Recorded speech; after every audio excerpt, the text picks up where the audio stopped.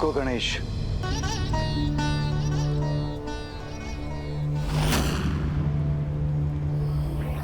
पिताश्री, ये माँ को क्या हुआ? जो माँ पार्वती अपने भक्तों के कष्टों को देखकर पीड़ा से रुदन करने लगी थी, आज उन पर ही अपने भक्तों की पीड़ा का कोई प्रभाव नहीं हो रहा है पिताश्री। हाँ पिताश्री, और ऐसा प्रतीत हो रहा है जैसे माँ बहुत क्रोधित हैं। किंतु ऐसा क्यों? क्योंकि इस बार ये विनाश मात्र गरल तरल अथवा दुर्गमासुर के कारण नहीं हो रहा। अभी तो इस बार उनके भक्त भी इस दुर्दशा के लिए समान रूप से उत्तरदायी हैं।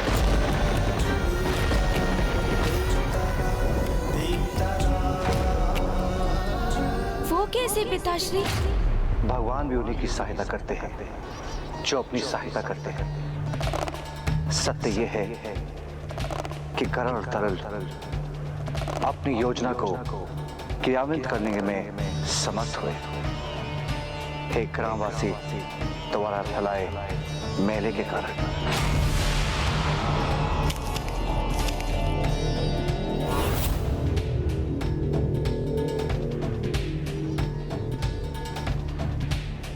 संसार पे छाए संकट का कारण है मैला।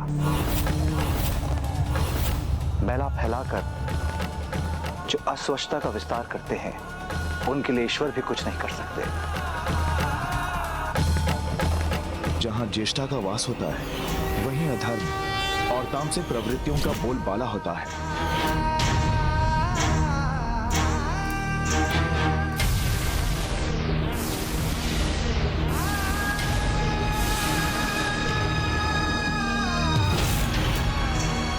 जहाँ अशौच होता है वहाँ अलक्ष्मी का वास होता है।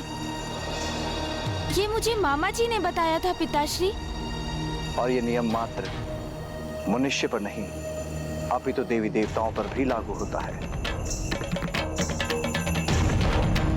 जहां शौच नहीं, जहां पवित्रता नहीं, जहां मैला है, वहां पर देवी पार्वती, देवी लक्ष्मी, देवी सरस्वती का वास हो ही नहीं सकता।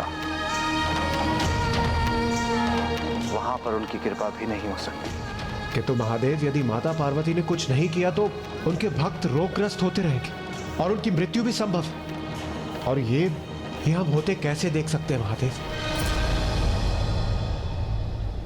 तो क्या हम कुछ नहीं कर सकते पिताश्री? क्या हमें ऐसे ही हाथ पर हाथ धरे बैठे रहना होगा? नहीं भैया, हम अवश्य कुछ कर सकते हैं।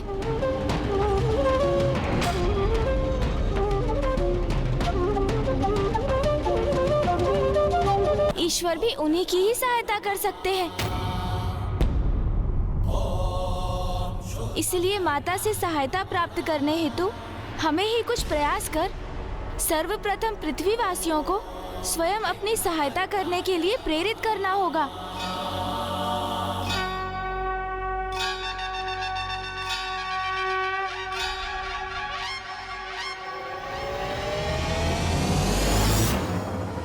ऋषिवर, कृपा करके मुझे उत्तर दीजिए। क्या हम सब लोग निराश हो जाएं? हमने पूर्ण भक्ति भाव से माता की स्तुति कर अपनी रक्षा की गुहार लगाई है ऋषिवर, उनका आह्वान किया है। तो फिर क्यों माता हमारी पुकार नहीं सुन रही है? क्यों हमें दर्शन देकर हमारे कष्टों को दूर क्यों नहीं कर रही है ऋषिवर? उत्तर दीजिए। यदि ऋषि वही निरुत्तर होंगे तो हम सभी साधारण मनुष्य भला क्या कर सकते हैं? चलो सभी, अब कोई नहीं सुनेगा हमारी गुहार। चलो चलो।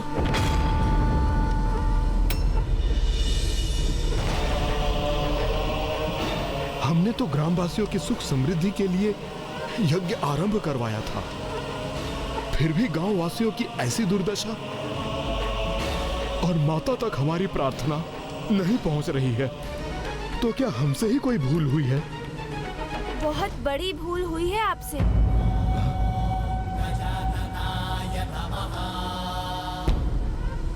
प्रथम पूज्य गणेश जी, देव सेनापति कुमार कार्तिकेय जी, आपको कोटि कोटि नमन। प्रणाम ऋषिवर। प्रणाम ऋषिवर। हमें बताइए प्रभु, हमसे क्या भूल हुई है? भूल आपसे नहीं, भूल तो समस्त ग्राम वासियों से हुई है।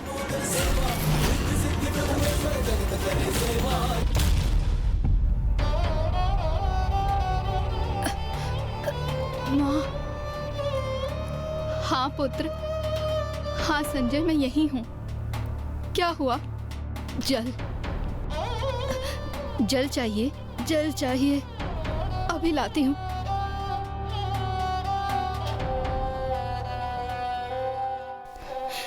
जल जल तो नहीं है। पुत्र, क्षण भर प्रतीक्षा करो, मैं अभी कुएं से जल भरकर लाती हूँ। हाँ।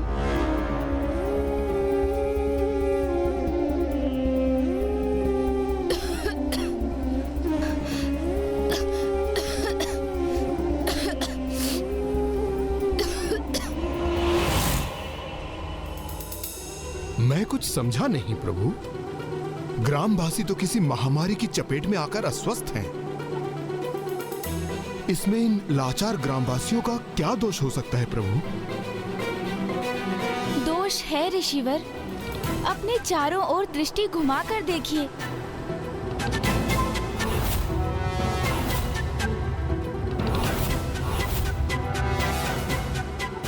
कैसी अशौच की अवस्था है यहाँ पर। यदि यहाँ के निवासी अस्वस्थ हुए हैं तो स्वयं अपनी अस्वच्छता के कारण। आप सभी माता का आवाहन तो कर रहे हैं, किंतु स्वयं सोचकर देखिए, जहाँ स्वच्छता नहीं है वहाँ माता का वास कैसे हो सकता है? माता की कृपा संभव कैसे है? तो आप ही हमारा कोई मार्गदर्शन कीजिए प्रभु। हम करें तो करें क्या?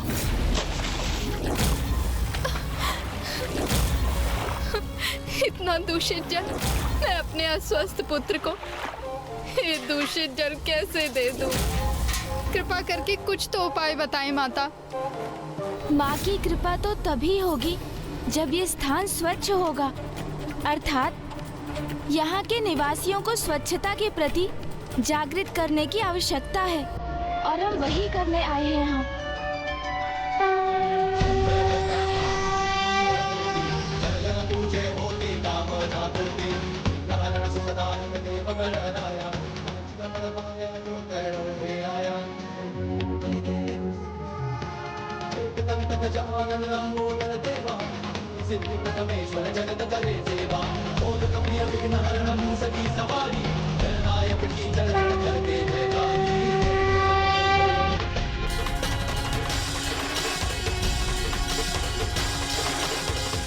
नहीं,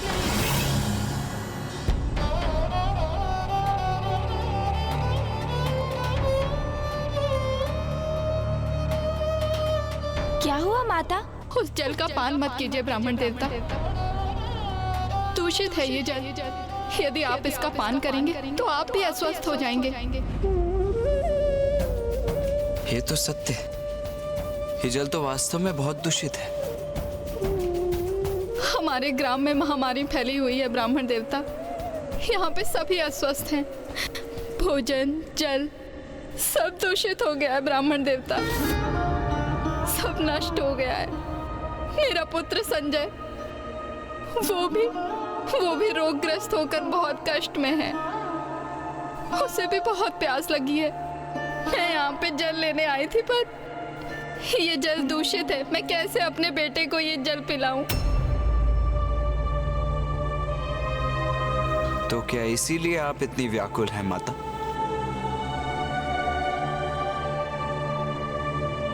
किंतु इसमें इतना विचलित होने की कोई आवश्यकता नहीं।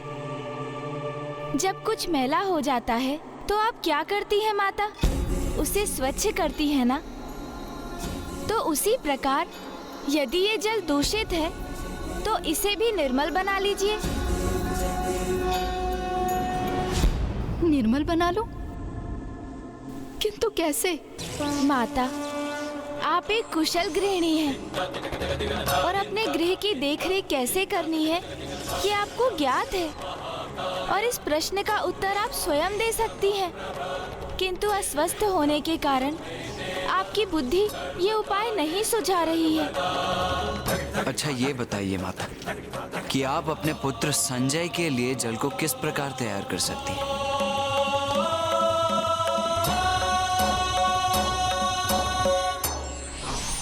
जल को उबालकर उसे छानकर। अरे हाँ, समाधान तो स्पष्ट है। मैं जल को उबालकर उसे छान लूंगी तो जल मैले और रोग फैलाने वाले कीटाणुओं से मुक्त हो जाएगा।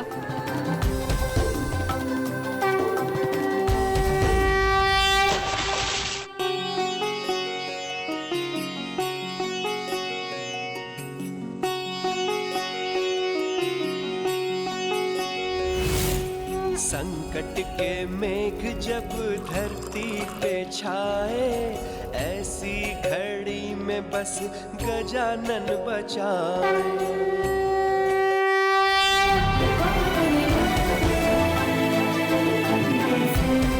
लो पुत्र, मैं तुम्हारे लिए जल लेकर आई हूँ।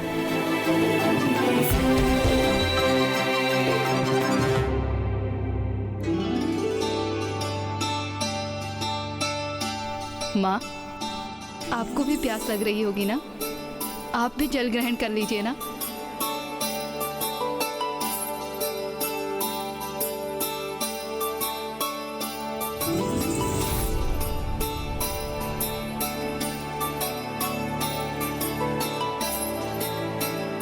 ब्राह्मण देवता, आज आप दोनों के कारण ही मैं अपने पुत्र को जल दे पाई हूँ। मैं आपका धन्यवाद कैसे करूँ? अरे हाँ, आपको भी प्यास लगी थी ना? मैं अभी आपके लिए जल उबाल कर लेकर आती हूँ। नहीं नहीं माता, हम तो जल बाद में ग्रहण कर लेंगे, किंतु आपके पड़ोसी भी अस्वस्थ हैं तो हमसे पूर्व उन्हें जल की आवश्यकता है।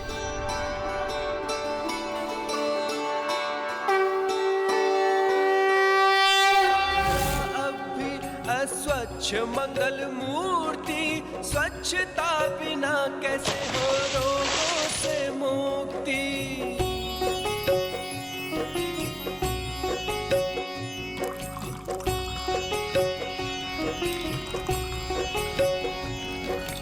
जल को भी दूषित होने से बचाया, शुद्ध जल को देखो है जन जन ने पाया।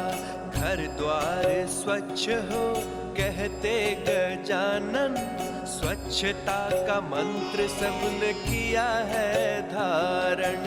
काया संग नगर ग्राम कर रहे हैं निर्मल, मिल रहा सबको है अद्भुत सबल। काया कल्प देख कर सब है अचंभित, सबको कुशल देख गजानन विपुलकित। आपके समझाने पर सभी ग्रामवासी एक दूसरे को स्वच्छ जल प्रदान करके उनकी सहायता कर रहे हैं और पुनः स्वस्थ हो रहे हैं। ऋषिवर, स्वच्छता के लिए तो एक सामूहिक प्रयत्न की आवश्यकता होती है। आप स्वयं के गृह को स्वच्छ रखें, किंतु यदि आप अपने पड़ोसी के गृह के समक्ष मैला फेंक दें तो उससे उत्पन्न होने वाले रोग आपके गृह में भी तो प्रवेश करेंगे। इन ग्रामवासियों को मात्र इतना ही समझने की आवश्यकता है।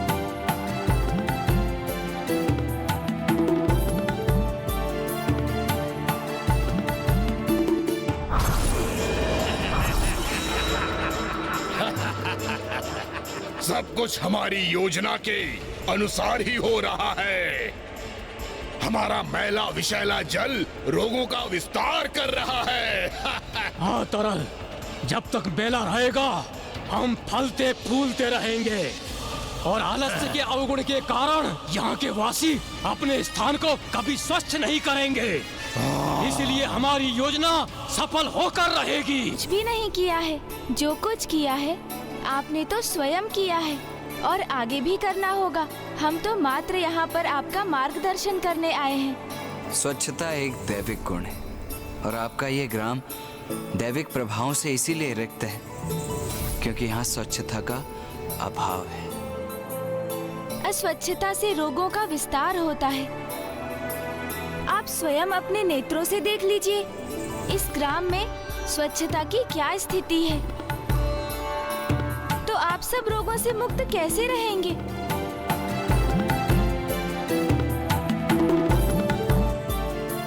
मैं समझा नहीं, हमें करना क्या होगा ब्राह्मण देवता? स्वच्छता के प्रति जागरूक होकर स्वच्छता को अपने जीवन में महत्व देना होगा,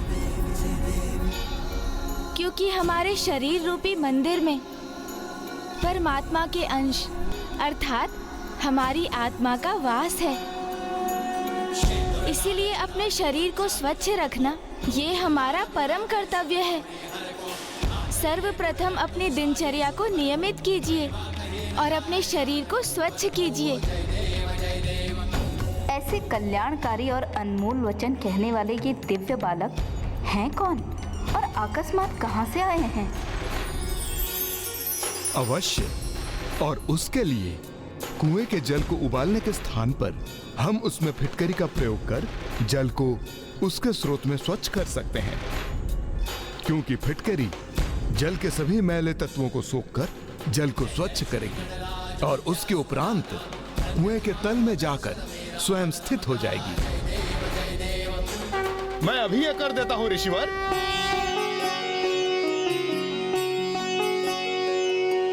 संकट के मेघ जब धरती पे छाए, ऐसी घड़ी में बस गजानन बचाए। स्वच्छता का ज्ञान देने को है आए, जन जन को देखो है गणपति भाई। अब कुएं का जल पूर्ण रूप से स्वच्छ हो गया। कुएं का जल पूर्ण रूप से स्वच्छ हो गया। जल स्वच्छ हो गया। जल स्वच्छ हो गया। अब हम कुएं के जल का पान कर सकते हैं। अब आप सभी जाइए और उस कुएं के स्वच्छ जल से स्नान कर लीजिए। शुद्ध जल को देखो है जन जन ने पाया, घर द्वार स्वच्छ हो कहते गजानन। स्वच्छता का मंत्र सबने किया है धारण, कायाकल्प देख कर सब है अचंभित, सबको कुशल देख गजानन विपुलकित। अब शरीर तो स्वच्छ हो गए, किंतु जहाँ शरीर का वास है अर्थात आपका गृह, उसे भी तो स्वच्छ बनाइए। फिर जिस स्थान पर आपका गृह है अर्थात आपका ग्राम और नगर, उसे भी तो स्वच्छता प्रदान कीजिए। सर्वप्रथम आप सभी अपने गृहों में गौमूत्र छिड़किए, फिर अहाते पर गौ माता का गोबर लीपिए, जिससे आप सभी के गृह कीटाणु रहित होंगे और वहाँ की सभी नकारात्मक प्रवृत्तियों का नाश होगा। जानकी, दुर्गा क्षमा शिवा धात्री स्वाहा स्वधा नमोस्तुते। क्या हुआ जानकी? वो मेरे पास मेरे गृह को शुद्ध करने और कीटाणु रहित करने हेतु पर्याप्त मात्रा में गौमूत्र नहीं है। तुम चिंता मत करो जानकी, मैं अपने गृह को शुद्ध कर चुकी हूँ और मेरे पास अतिरिक्त गौमूत्र शेष है, तुम ये ले लो।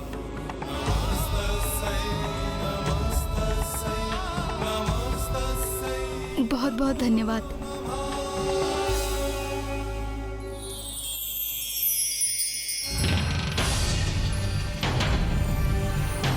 माँ, नहीं नहीं, ये मात्र मेरा भ्रम है। माँ ने तो यहाँ आने से मना कर दिया था।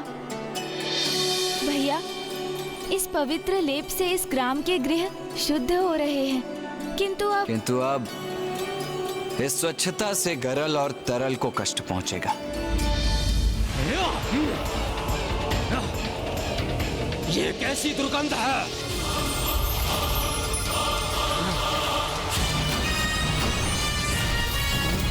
अरे ये क्या? ये स्थान स्वतः ही स्वच्छ कैसे हो रहा? ये स्वच्छता हमारा श्वास लेना भी दूभर कर रही है।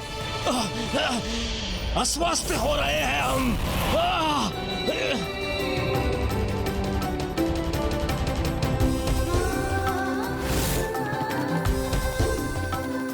प्रभु, हम सब भी इस कार्य में सहायक बनना चाहते हैं। हमें भी कोई कार्य सौंपिए ना। तुम सभी बालकों के लिए एक अत्यंत विशेष कार्य है मेरे पास। सर्वप्रथम इस ग्राम पर मंडराने वाले कीटाणुओं को नष्ट करना होगा।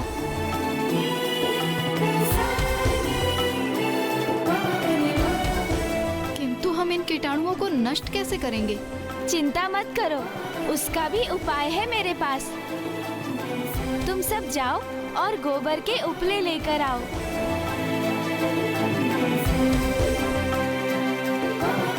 इस ग्राम की स्वच्छता तो हो गई, किंतु जो मैला ग्राम के मार्ग में स्थापित है उसका क्या करें?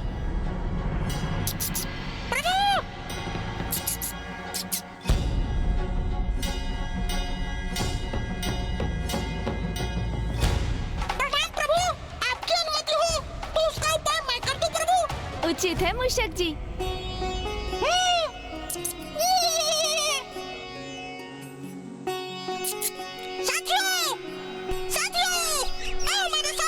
संकट के मेघ जब धरती पे छाए, ऐसी घड़ी में यहाँ की स्वच्छता आरंभ हो। बचाए। स्वच्छता सर्वत्र देखो, हाँ, इधर से एक भी माल का कण नहीं रहना चाहिए यहाँ। और तीव्रता से स्वच्छ करो, हाँ, सर्वत्र स्वच्छ करो। अस्वच्छ मंगल मूर्ति, स्वच्छता बिना कैसे हो रोगों से मुक्ति। ब्राह्मण देवता, आपके कथनानुसार हमने अपने गृह गोमूत्र और गोबर से शुद्ध कर लिए हैं। यदि आप इन सूखे पत्तों एवं मैले के ढेर को एकत्रित कर यहाँ के गड्ढों में भरकर उसे मिट्टी से ढक दें, तो यही भविष्य में उर्वरक बनेंगे।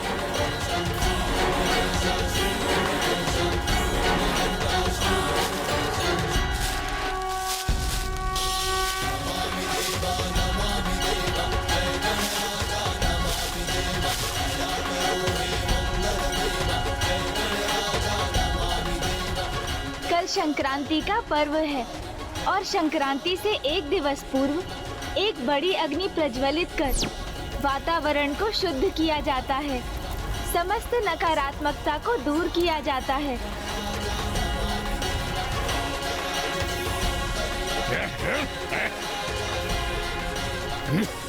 ये मेरे भीतर प्रवेश कर मुझे अपना आहार बना रहे हैं।